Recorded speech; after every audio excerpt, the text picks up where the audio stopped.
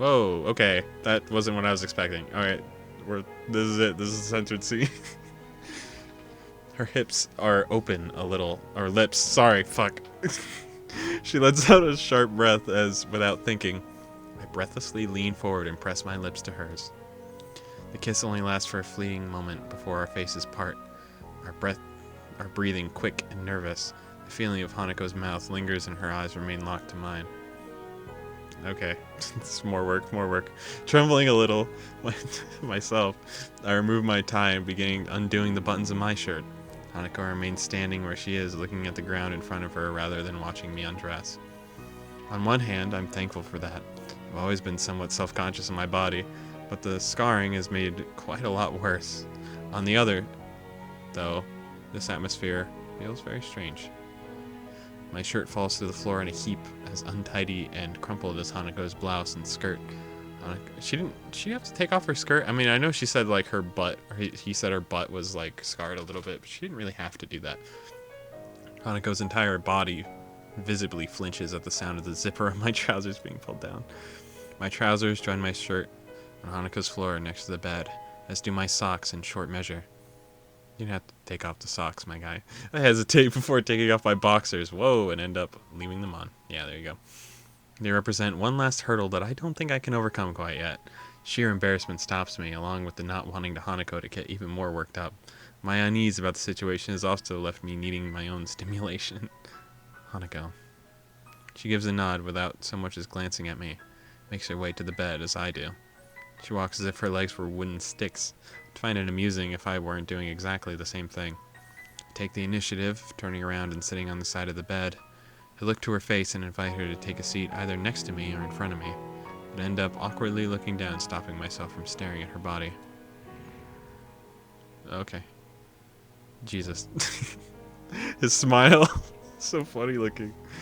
Nevertheless, she takes her cue reluctantly and sits between my legs. As she does, a rush of sensations hit me all at once. The feeling of her behind against my crotch is almost obvious, but her scent is just as strong.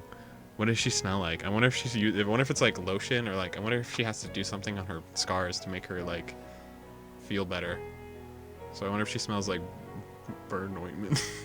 It's fucked up. Sorry. The feeling of her behind against my crotch is the most obvious, but her scent is just as strong. She's worked up a slight sweat from her already nervousness, and the smell of feeling of her hair washed across my face. I try to put on a smile. Also, never mind. I was gonna ask why, like, I mean, it's censored obviously for y'all at home, but like part of her titty is scarred, and I'm wondering why it's only part of it. But then I figured, like, if she was wearing clothes when the fire happened, why is it only part? But then maybe like it burned through her clothes or something. So that was like a weird observation that didn't need to be made. I try to put on a smile to try and make the situation a bit more comfortable for her, but it feels really stilted. Deciding to try and move things along, one hand finds itself on her breast and the other rests on her leg. Her lips purse tightly together as she tries unsuccessfully to suppress a squeal of surprise at the action. Sorry, I didn't mean to startle you. Hanako takes a breath and shakes her head. That's her only reply. A gulp comes from deep in my throat before beginning to move my hand around, feeling and massaging her breast and nipple. It feels really nice, giving way underneath my palm with just little firmness.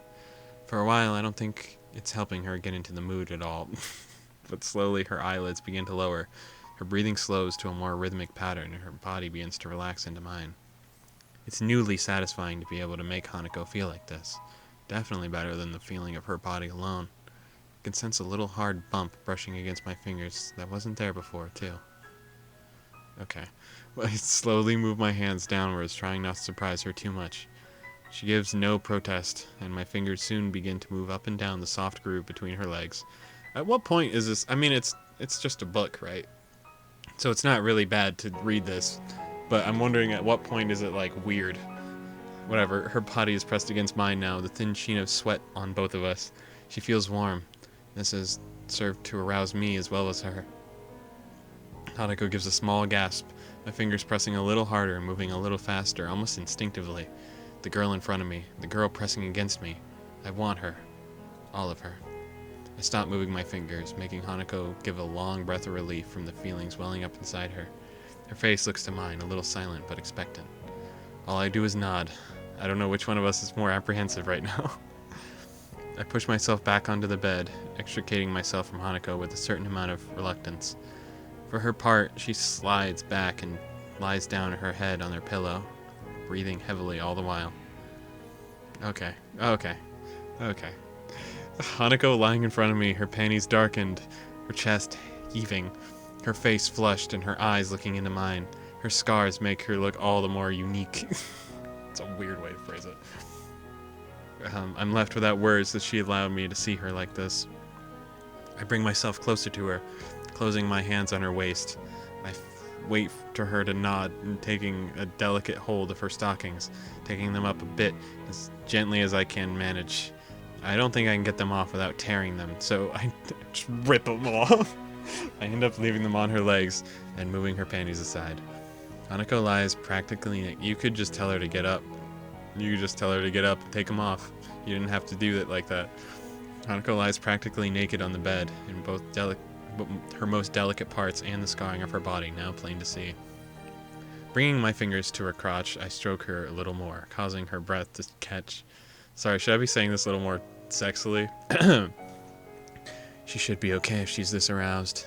So I open my boxers and move myself a little on the bed. Hanako's entire body tenses as I bring myself closer to her, her eyes widening. She's scared. I take a long breath before realizing something I should have thought of before.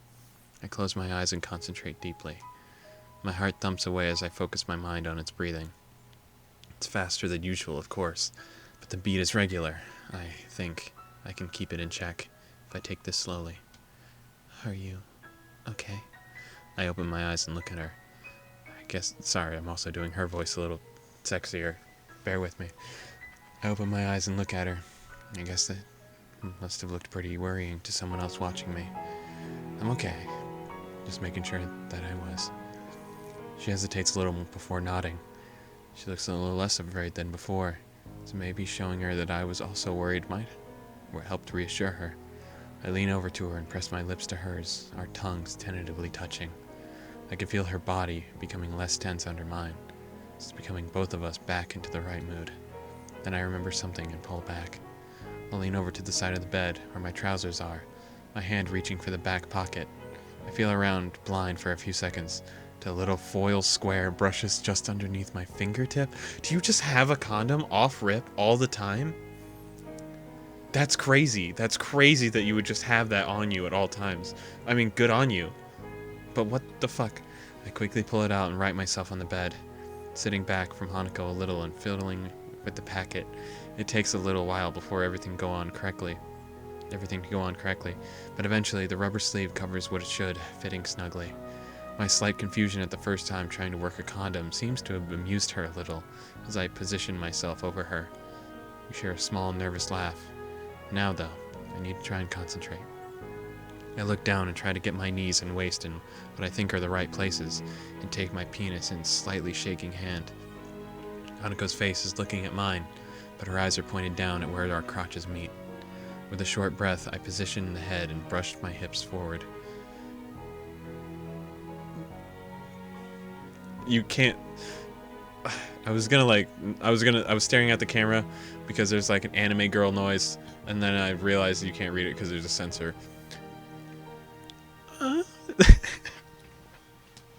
In one stroke. Sorry, this was funny. In one stroke, I push myself fully inside of her. You don't want to do that. You actually want to take it really slow. It's her first time. The rush of sensations and emotions fill my head, and Hanako yelps in pain. Looking at her face makes me feel uneasy. I mistakenly pushed too hard and too fast. It caused her more pain than necessary. Neither of us really shows what we've been doing. Neither of us really knows what we're doing, and the last thing I wanted was to hurt her. Hanako opens her eyes again, looks towards me. She must have now seen how troubled I look as she tries her best to put on a happy face. It's not very convincing at all. I look down and begin, slowly, to my hips again after giving her a few seconds to recover. Moments. The moment feels really unnatural. I can feel the muscles moving all over my lower body, and that I haven't been... I really gotta read this more correctly. Hold on. The movement really feels unnatural, and I can feel muscles moving all over my lower body that I haven't felt moving in this way before. I know I'm putting stress on my heart that I probably shouldn't, as well as with every movement I keep track of my heart's beat. The feeling inside of Hanako is soft and warm, and if not for the condom deadening a little of the sensation, I doubt I'd be able to last very long at all.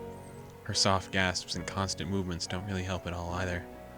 For Hanako's part, the look of pain doesn't really seem to be dissipating as I'd hoped. Her scar tissue causes one side of her body to move a little differently from the other. The strands of her hair are now sticking in her face. I put my arms around her body and lift it up a little. The body. Okay. After some squirming for the both of us, we tried positioning ourselves a bit differently to minimize her pain. With my hands holding her legs, both of us are moving in less and less measured movements by now. The smell of Hanako fills my senses, and from this position, I'm not stressing my body quite as much. My sense of time seems distorted, and I'm feeling like I'm starting to get faint from hyperventilating. I want Hanako to feel good, though, and I can't stop now that we've reached this point. A new wave of pleasure suddenly begins to wash over me. My feelings are beginning to well up, and I don't think I can control them anymore. I speed up, concentrating less and less on pacing myself. Every time it feels like we've found rhythm, we lose it in our movements. With the sound she's making, I don't think this position has helped Hanako feel much better, and now I don't think I'm going to be able to hold her much longer either. I turn and lay her back down on the bed, both of us well beyond the point of doing anything but reaching the end. One thrust after another, I begin to feel the point coming, frantically tensing myself to try and stave it off for as long as I can. Hanako! Hanako gives a small shriek as my mind blanks. My waist hits her with a fair amount of force as I hit the point of climax. I feel myself twitching inside of her. Her body twists and turns under mine, only heightening the feelings of euphoria. Then, after a couple of seconds, it ends. The sound of Hanako's breathing and my own rings in my ears almost painfully loudly. Hanako holds an arm over her face, her mouth open, gulping for air. As I hold myself over her, suddenly my arms almost give way and my vision distorts, as if someone's grabbed it and pulled me sideways. I let myself fall sideways onto the bed, being beside the panting Hanako for fear of falling onto her instead. We both lie beside each other, naked and pressed against one another in order to fit on a bed made for a single person. My eyes try to focus on the ceiling, to not much success. Pulling a blanket over us to stave off the cold is all I can do. The sound of the room... Sorry. The sound of the room is the only thing the sound in the room is that of our breathing. The sweat that had accumulated on my body feels uncomfortable. We're both physically and emotionally exhausted and a complete mess all over. Ooh. My vision slowly begins to return to normal as I continue to stare at the ceiling, but my limbs still feel like jelly. I try to concentrate on my chest and find its beat irregular and mildly painful. This is a dangerous time. I have to think this through and not panic, lest I make my situation any worse. With a huge effort, I take control of my erratic breathing, forcing myself to make long, deep breaths as I count half a dozen before I start to feel physically calm again. Press my hand to my chest to assure myself. My heart beats back to normal. I'm okay. She's cute. I turn to face towards Hanako, who's already looking at me.